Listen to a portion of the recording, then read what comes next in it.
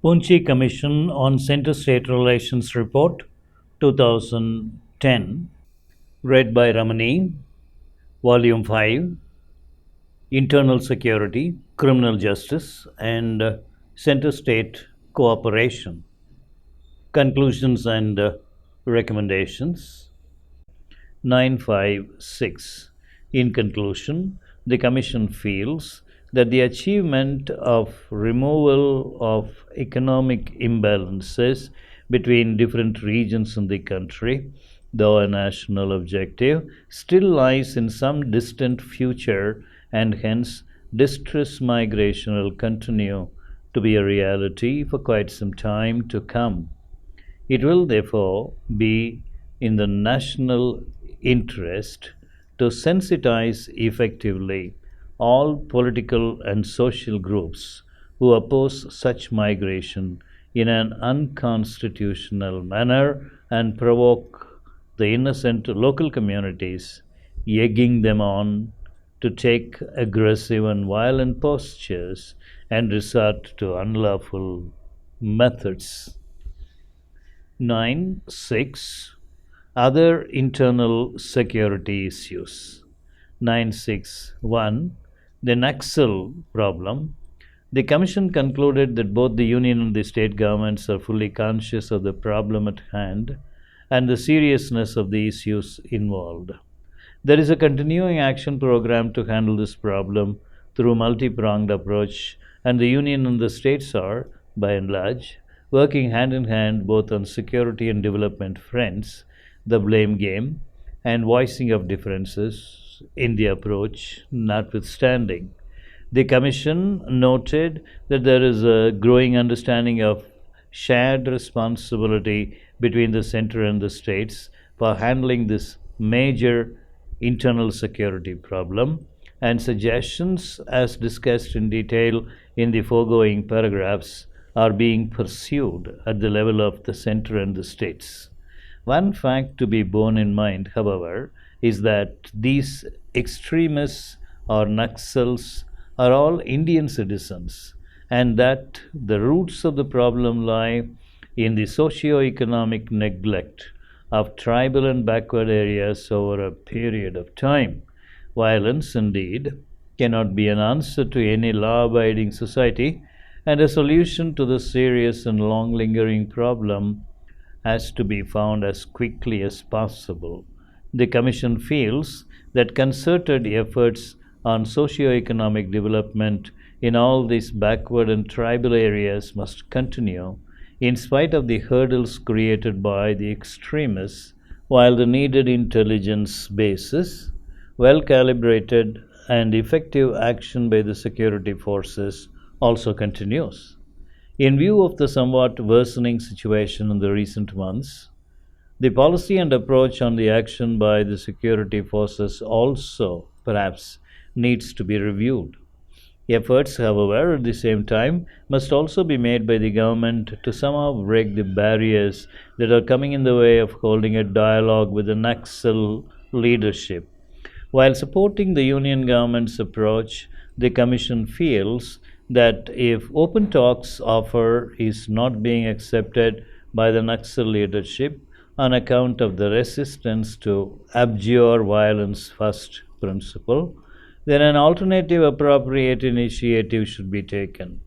Indeed, it could be ideal if the Naxal leadership accepts the Government of India's offer and starts the dialogue, but going by their declared strategy of violence, acceptance of such an option appears to be somewhat remote for the present.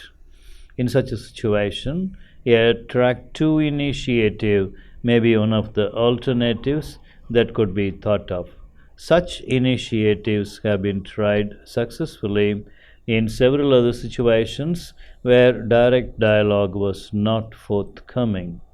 The Commission also feels that if this recommendation is accepted by the government, then the Track 2 efforts should be headed not by a single interlocutor but by an interlocution team of 3 to 4 persons which, besides having a component of known internal security and intelligence experts, should also have one or two eminent persons who are not only perceived to be the sympathizers of the Naxal grievances pertaining to social justice and economic development issues, but at the same time also understand that absence of peace, and particularly where such a large area of the country is concerned, will play a detrimental role in the overall economic development of not only the affected areas but the nation as a whole.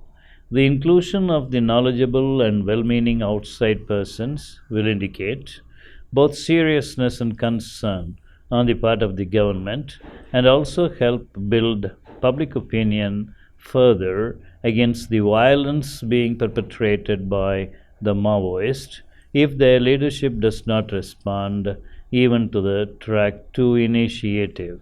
The main objective of the interlocutory team has to be to sensitize the Naxal leadership and the cadres, if possible, without being defensive of the several initiatives taken by the government, such as putting the R&R policy in place, the efforts on land reforms, the restoration of forest rights of the regular dwellers, and in respect of various other socio-economic developments being undertaken in order to improve the lot of the people living in tribal and other backward areas. The goal has to be that the team, by using its skills and knowledge, makes the Naxal leadership understand that the state will not be cowed down by such acts of violence, and the best option lies in having a dialogue so that a beginning can be made towards a peaceful resolution of all issues. In other words, the main task of such an interlocution team should be to persuade the Naxal leadership to abjure violence for, say, a fixed period of time and initiate a formal dialogue and see the outcome. Indeed, full support of the state governments will be a prerequisite for any success to be achieved in case such an initiative is started. The Commission feels that though the process suggested may become somewhat long drawn, something positive only can come out if this effort succeeds. 962. The Northeast. The Commission feels that although there has been a certain degree of containment in the violence levels in the Northeast over the last few years, and even some improvement in the recent months, the internal security problem in the region, particularly considering its strategic importance, continues to be both complex and worrisome. In the August 2009 conference of the Chief Ministers on Internal Security held in New Delhi, the Union Home Minister, while dwelling upon the insurgency situation in the Northeast, had made a telling observation that, quote, at times we find that some state governments have allowed themselves to bend before insurgent groups, making the fight against insurgency that much more difficult. Unquote. Annexure 8. This phenomenon, indeed, has to be taken a serious note of and rectified. The Commission is in agreement with the broad approach that while specific insurgency, militancy related problems may have to be handled separately and individually as demanded by the situation, as has been the approach so far, the common issue of region as a whole to ensure its socio-economic development and a better security situation may have to be addressed together. For both these approaches, a clear and active cooperation between the center and the states will be a prerequisite. Some of these initiatives, such as pertaining to creation of regional planning authority and streamlining the functioning of and strengthening the structures of the autonomous district and regional councils, created under 6th schedule have been discussed in volume 3 and 4 of the report. Some additional recommendations are included in the following paragraphs. 1. It has been generally acknowledged that the interlocutory effort and the dialogue process leading to laying down of arms and suspension of operations by various insurgent groups has served a useful purpose in many cases, if not a conclusive or decisive one. These efforts, indeed, need to be continued. However, the Union and the state governments must work with a single vision and not adopt different approaches for handling the problem. The Union Home Minister's open observation, para 5, 6, 4, 7 above, is not a positive commentary on the situation on ground. It's important that complete understanding and synergy must be there between the center and the states, and only then can these efforts prove to be effective.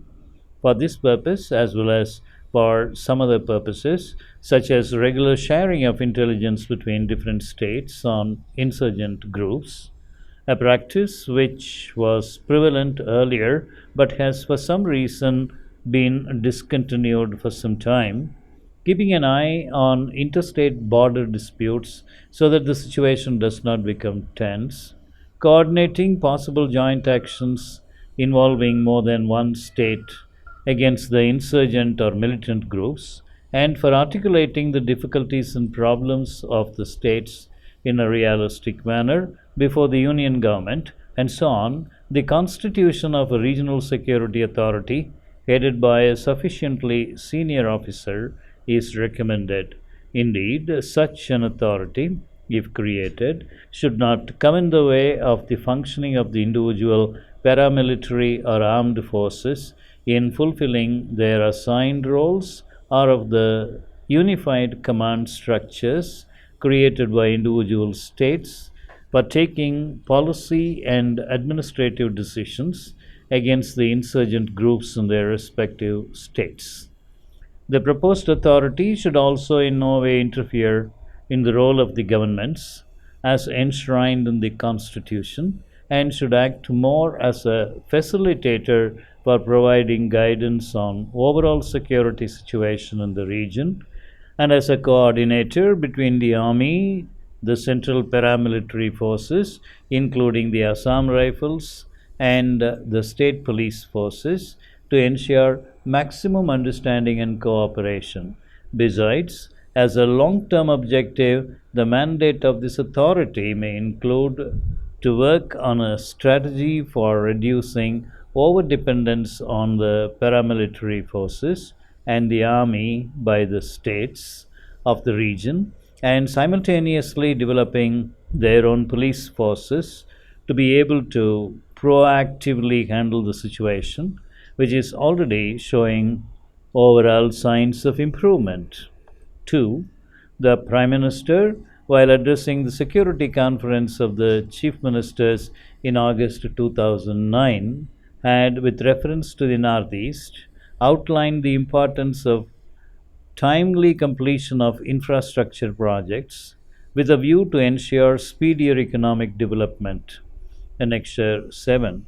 Earlier also, an integrated Northeast Water Resources Authority to look at composite development and management of water resources for flood control and irrigation, tourism and transportation, hydropower generation, environment, management, and other related issues had been suggested. This authority was meant to subsume other Government of India entities such as the Brahmapura Board, NEEPCO, etc. Interstate issues on use and management of water, particularly of the Brahmaputra River, had developed between Arunachal Pradesh and Assam. The Commission is firmly of the view that utmost emphasis is needed to be paid for the early development of multidimensional infrastructure in the region to bring it at par with the best in the rest of the country. This effort, besides socio-economic development, will also indirectly impact on the security situation in the region. We feel that clearing an overarching structure like Infrastructure Development Authority for the entire region will raise interstate issues because actual investments and development of new projects will come into focus. The need of the hour, however, is creation of regional infrastructure advisory council manned by knowledgeable and dedicated professionals which may provide through existing or new technical, financial and management or institutions modern technical and financial skills for development of the local human resources so that the local talents get well trained and fully involved in the development process of the region through productive employment. Besides, this council should also provide guidance on complex technical requirements and financial management areas to the state governments to help them in timely and efficient completion of the projects. 3. The issue of Armed Forces Special Powers Act has been under discussion for a long time, and by and large, a view has been emerging that the time has now come to consider repealing the same. We also feel that the balance of arguments lies in favor of doing away with this act and building a positive climate in the general public of the region, particularly now since the situation has started showing signs of overall improvement. The Commission, therefore, recommends that the Centre may consider withdrawing this Act from the Northeast and, if required, appropriate other provisions pertaining to terror crimes could be inserted in the Unlawful Activities Prevention Act itself. For the issue of illegal migrants and its impact on internal security situation has been discussed at length in the earlier part of this paragraph. The international borders in the northeast are guarded by different paramilitary forces. The Sushastra Seema Ball is dedicated to the Nepal and Bhutan border. The Indo Tibetan Border Police is located at borders with China. Assam Rifles is at Myanmar border, while Border Security Forces has been positioned for guarding duties on Bangladesh border. A large portion of the border of Bangladesh has been security fenced also. However, given the difference in the economic levels between the India and Bangladesh, in spite of our best efforts, we have not been able to stop illegal migration from that country. The phenomenon runs parallel to what happens in case of most illegal migrants seeking employment in the other countries. They have to put in more hours of work and get paid even less than the normal wages, and it suits the employer of the host country. Such is the case on the Indian borders on Bangladesh. The employer of Indian side, particularly the contractors, do employ in border areas illegal migrants from Bangladesh for their own purpose, but it does have serious security implications also. There are early indications that with the recent change in Bangladesh, a higher level of cooperation will be forthcoming to control this problem.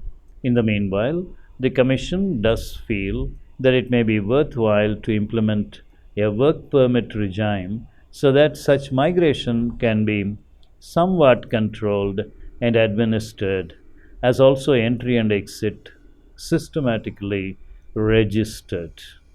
5.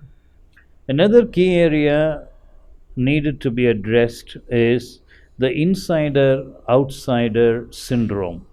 Although the son of the soil approach in Assam, which was active in the 60s and 70s, has got largely subdued with the passage of time, there is still a feeling of the mainland citizens being referred to as outsiders by several ethnic groups, particularly in the hill states, as much for the reason of presenting their own identity as for the perceived economic exploitation carried out by the traders and contractors hailing from the other parts of the country. Continuation of this syndrome, even 62 years after independence, is not a healthy sign for the country's unity and integrity. While several steps have been taken through cultural, etc., institutions, to ensure greater emotional integration. In the real sense of the word, we recommend that this task could be given to the National Integration Council. NIC may have to create a dedicated subcommittee from amongst its members who should prepare both strategy and a time bound action plan for the purpose.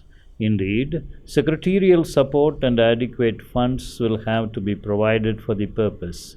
Fullest support of the state governments and the NGOs will be a prerequisite. The NIC can make use of the existing departmental structures also for the purpose. The National Foundation for Communal Harmony can also be asked to undertake this task. Besides, this should be a regular item on the agenda for the NIC meetings so that the progress can be seen at the highest level. 6. In conclusion, we would like to emphasize that as in the case of handling Naxal problem, so in the case of the Northeast, which may even be more complex, understanding and cooperation between the center and the states is a must. The Commission is aware of the local compulsions which the political leadership faces in many northeastern states, but with reduced level of violence, neutralization of some hardcore elements, and the talks too making a reasonable headway, this appears to be the opportune moment. A general atmosphere of improvement in the situation is becoming more and more evident. It may still take some time, but the efforts are seen to be moving in a right direction.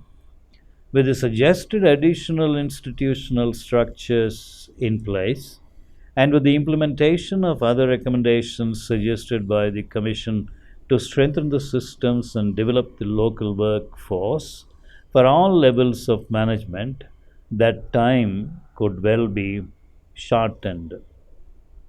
963 Jammu and Kashmir.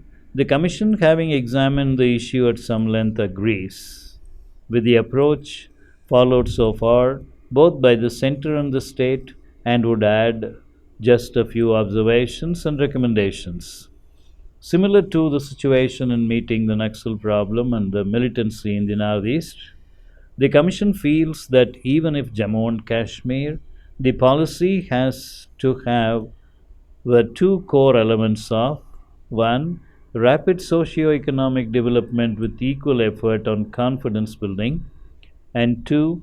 Continuation of strong administrative action to put an end to the militancy as quickly as possible. We have already observed that time bound action on the implementable suggestions of the working groups will definitely help in the further normalization of the situation. Our other recommendations are given below. 1. While relentless campaign and action against militancy, including sealing of borders to stop infiltration, recovery of arms and ammunition, and swift action against terrorists should continue. There is also a need now, since the situation is showing definite signs of moving towards greater normalization, to increase the efforts towards confidence building measures. These measures may include reduction in the deployment of the central paramilitary forces and simultaneous augmentation and training of the state police for taking full charge of the law and order situation in the state over a period of time, quicker rehabilitation of the deprived persons who have suffered on account of war or militancy, and bringing back and resettling the communities who had left the state when the militancy was to its peak. We have discussed the situation in the Northeast in the preceding section, and given our views on the usefulness or otherwise of the application of the Armed Forces Special Powers Act. This is an instrument which cuts both ways.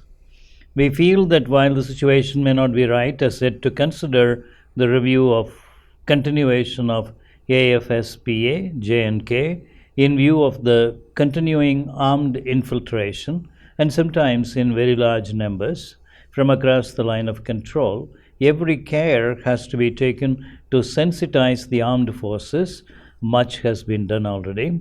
To use utmost discretion while using the provisions of this Act to ensure that no violation of any personal or human rights takes place. There have been from time to time complaints of its misuse, and the action on such cases by the government has also been swift and stern.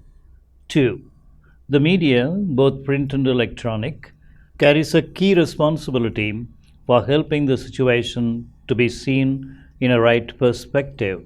The reporting of the activities correctly, fairly, and objectively, while at the same time covering the same from all angles, will go a long way in this regard. While a good percentage of the local print media has been reasonable in its coverage, there have been reports that some of the local media reporting is distorted and not always correct. We feel that there is a need to suitably sensitize such local media so that reporting of this nature is avoided. The Commission also noted that there is not much presence of the national print media in the valley, and the national dailies arrive at Srinagar only at midday or in the afternoon, by which time the local media has already been read. The major national press should be encouraged to bring out local editions from Srinagar, and if required, security support and other incentives should be offered for this purpose. Similarly, there is a definite need for installation of high power transmitters with adequate power backup so that the national and state activities are seen on television by the population of the state, even in the far flung border areas. This handicap is well known, and efforts have already been started for the upgradation of the systems. It's all the more important since electronic media from across the border has a much larger reach. 3. It's well known that hardly any major private sector or even a large public sector worth the name is operating in the state. Government employment is seen as the main source of employment opportunity by the youth, with the result that the state government has got saddled with a massive number of state employees over the years. We feel that it will serve an extremely useful purpose to attract as large an investment as possible in the state from the leading private sector companies, in addition to what's being invested by the center, so that the youth gets engaged in real professional and productive employment. Initiatives such as assurance of providing security infrastructure and support, offer of other incentives coupled with suitable modification of the state subject policy and the land laws, which in its present form practically negate all prospects of outside investment, maybe even on a select basis to start with, should be taken so that the investment package is made viable enough for the multinationals and major industrial houses to get interested in coming to the state. Every possible effort is needed in this respect. The youth get allured by militancy, and this syndrome gets reinforced by lack of economic opportunity. So, while the government, through its various infrastructure projects, such as development of railways, border roads, power, communication, may continue to be the source of major employment, there has to be substantive additionality in investment, which should come from the private and the public sector. 4. The state is blessed with wide variations of climate to be enjoyed in different ways and outstanding scenic beauty. As the security situation continues to improve, greater efforts should be put in to develop Srinagar, Jammu, and Leh as the tourism hubs with all round modern facilities, good infrastructure, and easy connectivity with other places of tourist interest in the state, such as religious shrines, forest reserves, etc. Tourism traditionally has been and can be further developed as a major revenue earner and employment provider. 5. The difficulties in speeding up infrastructure projects, such as less number of working days in a year because of weather conditions, the risk factor involved, the extraneous pressure on the contractors, and so on, are well recorded. The problem of delays in implementation of projects need to be addressed. Like in the case of Northeast, extra attention has to be bestowed on provision of greater interstate and intrastate connectivity through more frequent air linkages, the railways, and through building and expansion of the national and state highways. The steps being taken are in right direction and need to be augmented on a continuous basis. 6. As in the case of Northeast, the National Integration Council and the NFCH should evolve a mechanism or a structure that can play a useful role in Jammu and Kashmir also for removing biases and suspicions against the population of the rest of the country which exists amongst the people of the state in some parts.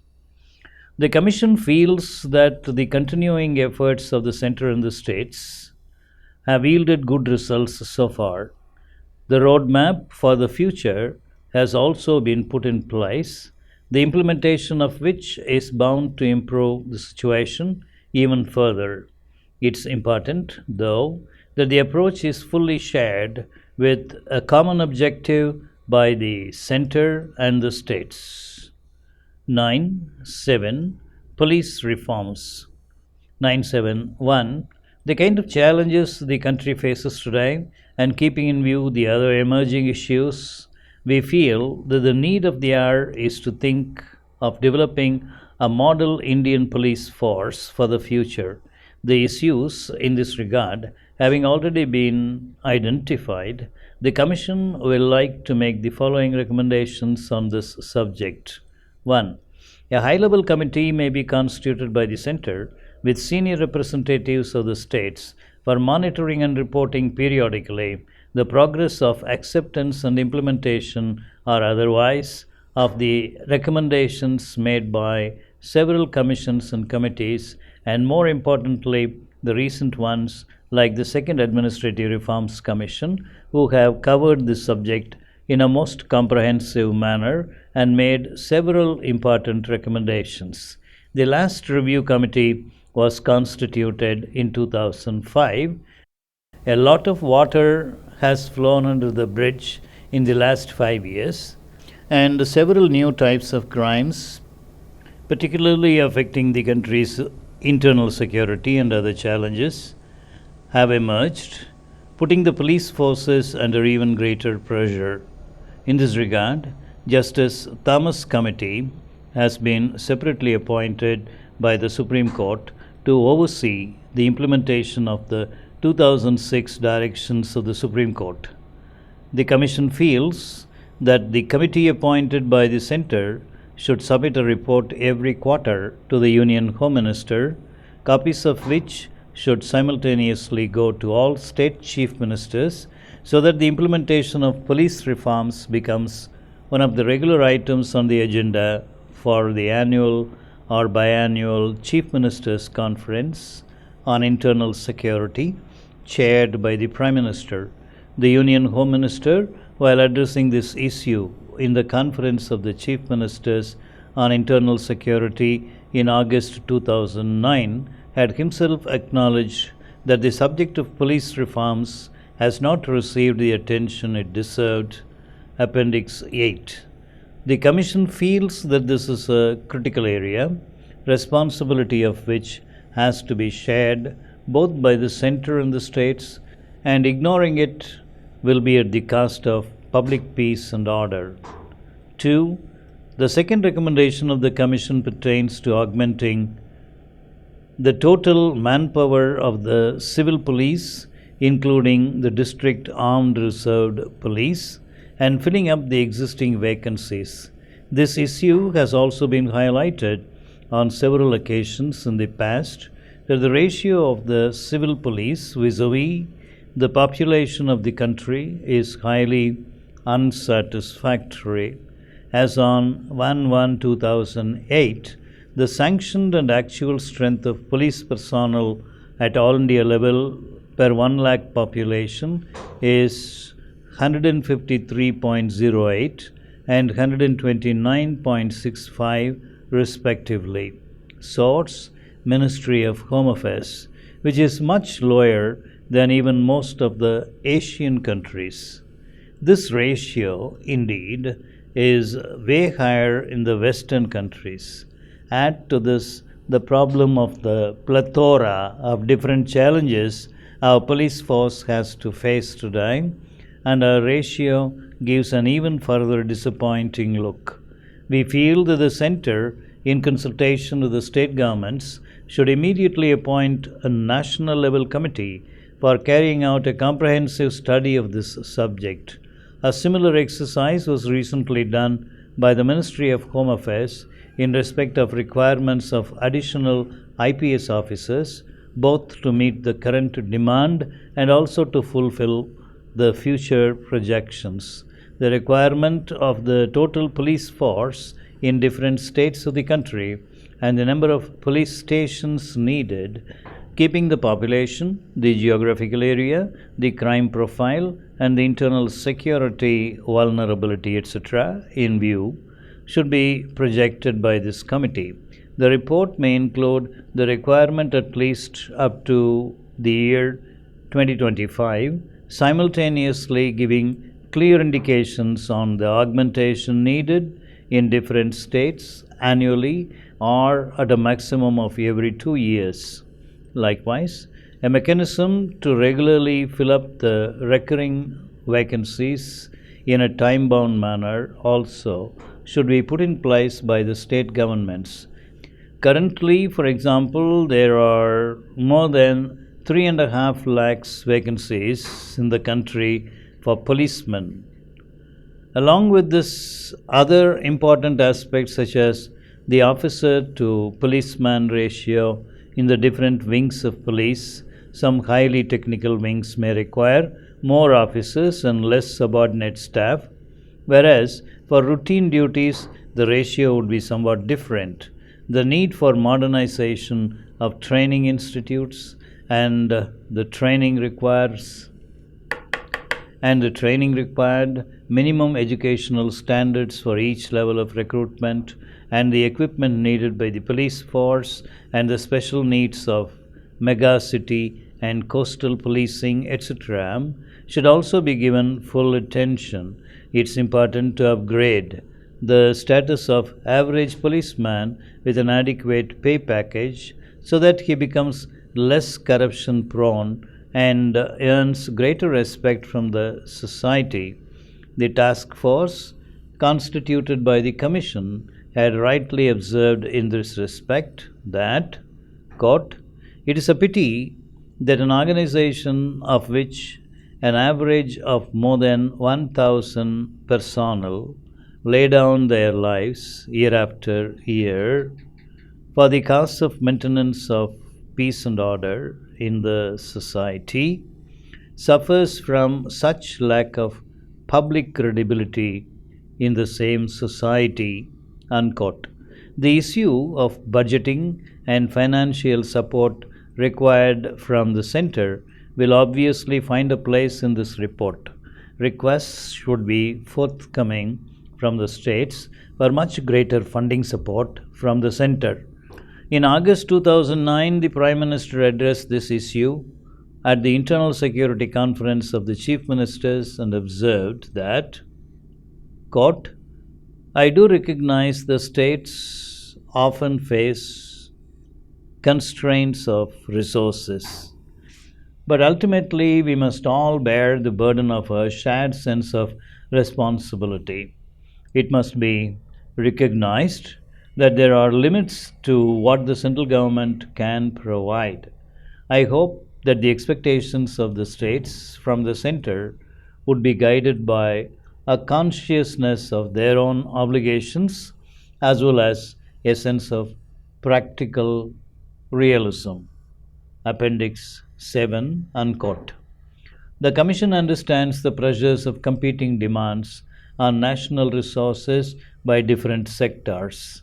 Internal security, in view of this Commission, however, needs a higher prioritization, and this is where both the center and the states have to share the responsibility. It's well established that security and development go hand in hand. The more secured the environment, the better prospects of economic growth. Besides, a debate has been going on for a long time as to whether the funding for the physical infrastructure, such as the police stations, the police housing, and the training institutions, etc., should be part of the plan schemes or it should be funded by non plan expenditure. The committee so appointed should examine this important issue also with all its pros and cons. This ought to be a comprehensive study which will reflect on the needs of the police forces in the country other than central paramilitary forces, covering a period of the next 10 to 15 years. The Commission is of the view that this study, which should be completed in a time bound manner, will prove to be extremely rewarding both for the center and the states. 972. Another recommendation that the Commission will like to make pertains to bringing in a model law which would incorporate within itself most of the salutary recommendations made hitherto by the commissions and committees on police reforms by the center in a time bound manner and then to pursue the matter with states for early adoption. 973. In conclusion, the Commission will like to observe that utmost attention needs to be given to the subject of police reforms and that too on a continuous basis so that our police forces are ever ready to face the existing and the emerging challenges threatening the internal security of the country. 9.8. Criminal justice system. The management of crime in the modern context is too complex and challenging a task to be left to the conventional tools and systems under the civil police, inadequately administered by different provincial and local governments.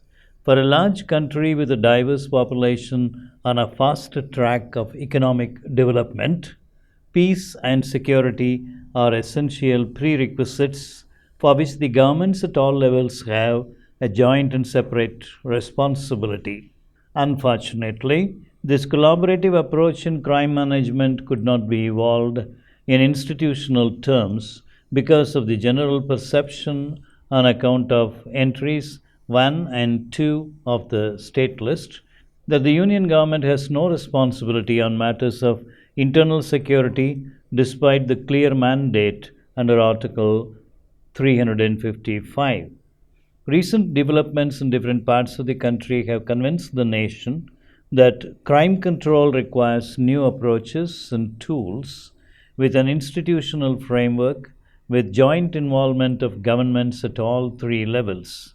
It is in this context the Commission is recommending in the following paragraphs new institutional mechanisms, both for policy development as well as for law enforcement.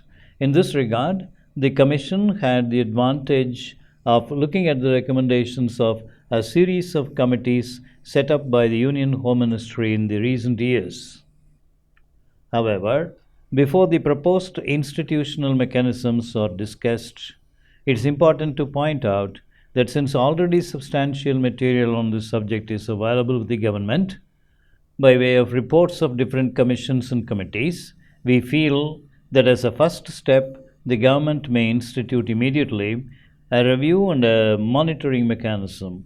Firstly, to conclude as to which all recommendations made by the commissions and committees are to be accepted, and then to put the same into implementation schedule.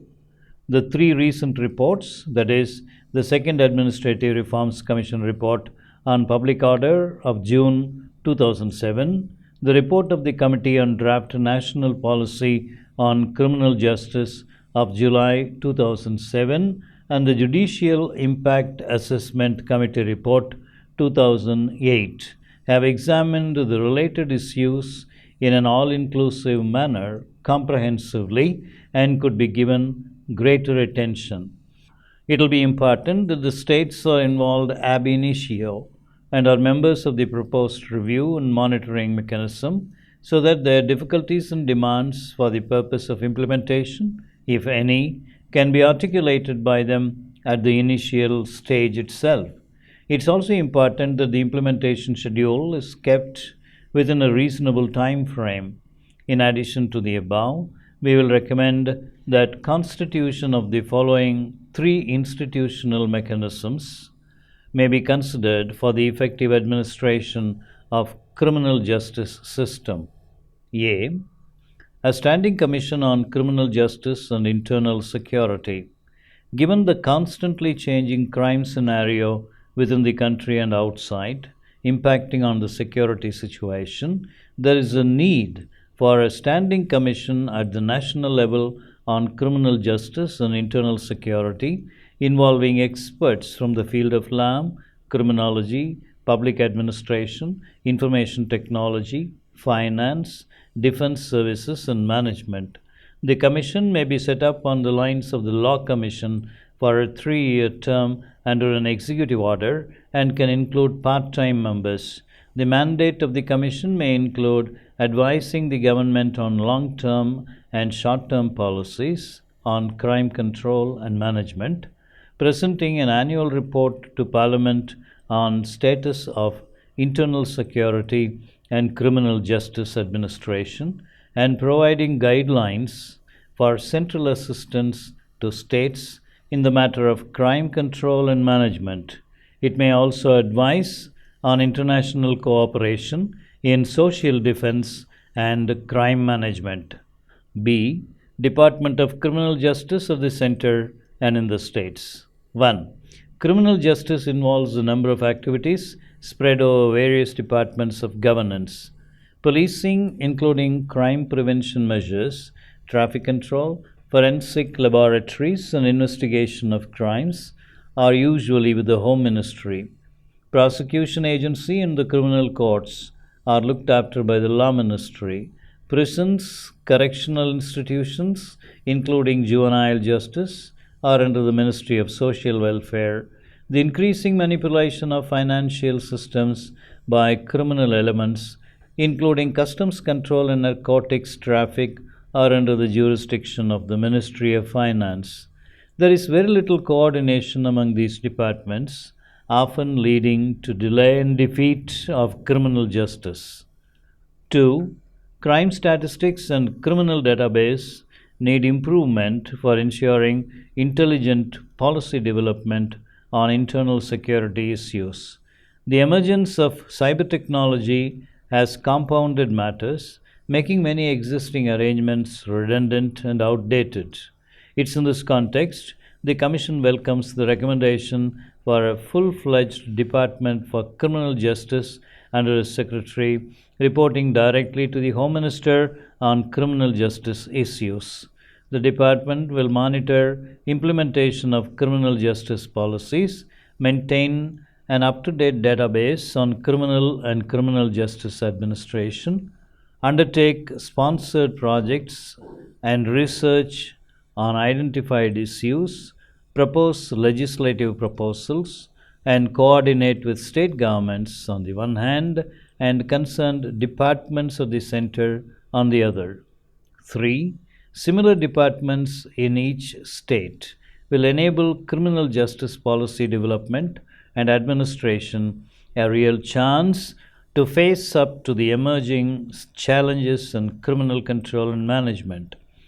The department should be responsible to catalyze the implementation of the recommendations of a large number of government appointed committees and commissions on the subject of criminal justice reforms. C. A Bureau of Crime Prevention, Criminal Statistics, and Criminal Justice Planning. 1. An expert group of law enforcement personnel from the states and the center should be charged with the responsibility of crime mapping, community involvement in crime prevention, collecting and collating criminal statistics, and criminal justice planning at state, regional, and national levels. The Bureau may work as an independent forum under the Department of Criminal Justice in the Union government. 2. Together with the anti terror outfit being set up by the Union Home Ministry, the proposed institutional structures should be able to organize crime control and management, at least for the immediate future. The idea is not to let internal security anywhere in the country to go out of control so as to endanger national security. The idea is also not to create a situation in which the defense forces are compelled to be deployed for internal security management. 982. The former President of India, Dr. APJ Abdul Kalam, had rightly observed, quote, if real criminals in our society are left without punishment for years because of delay in criminal justice for various reasons, it will indeed result in the multiplication of people taking to criminal acts. Unquote. This, in a sense, sums up as to why there is a need to continuously monitor the system in operation. The aim should be that our criminal justice system is able to match the requirements of the emerging challenges on the crime front and help in the effective maintenance of the internal security, peace, and public order in the country.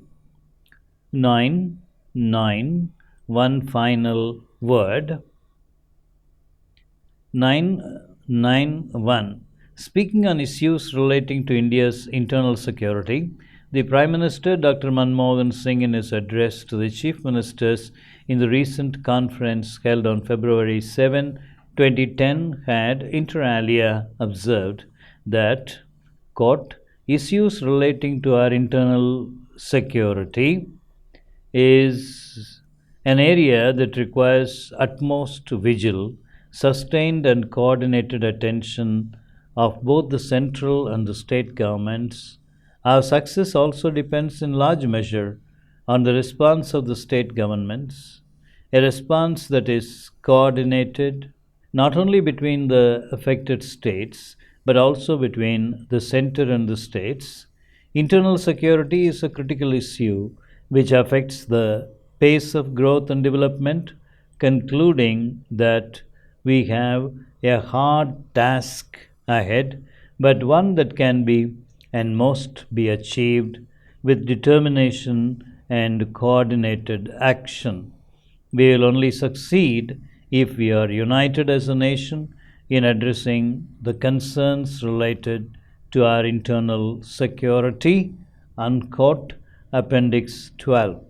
While the situation in the northeastern Jammu and Kashmir has shown definite signs of improvement, the Naxal violence and the jihadi terrorism continue to be areas of serious concern.